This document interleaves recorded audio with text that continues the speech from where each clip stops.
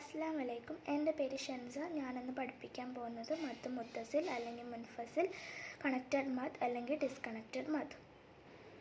Connected മദ് അല്ലെങ്കിൽ disconnected മദിൻ്റെ കാര്യം പറയുകയാണെങ്കിൽ, ഈ ഒരു ഹർക്കത്ത്, അതായത് ഈ ഒരു ഹർക്കത്ത് എവിടെയെങ്കിലും കാണുമ്പം അതിൻ്റെ കൂട്ടത്തിൽ, അതായത് ആ ഒരു ഹർക്കത്തും അലിഫ് യാ പ്ലസ് ഈ ഒരു അംസയും കൂടി വരുമ്പം അതിന് രണ്ടായിട്ട് തിരിക്കും. അതാണ് മദ് മുത്തസിൽ ആൻഡ് മുൻഫസിൽ.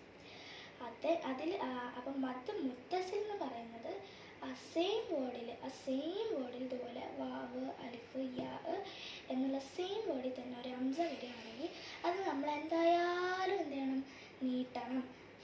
ഫൈവ് ഹർക്കത്ത് അല്ലെങ്കിൽ 2.5 സെക്കൻഡായിട്ട് നീട്ടണം.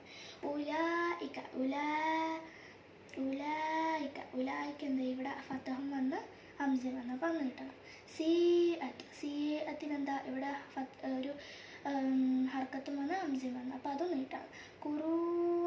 കുറുവായിൻ്റെ ഇവിടെ ഒരു ഹംസ വന്ന് പിന്നെ ആ ഹർക്കത്ത് വന്നു അപ്പം എന്ത് ചെയ്യണം, അതും നീട്ടണം.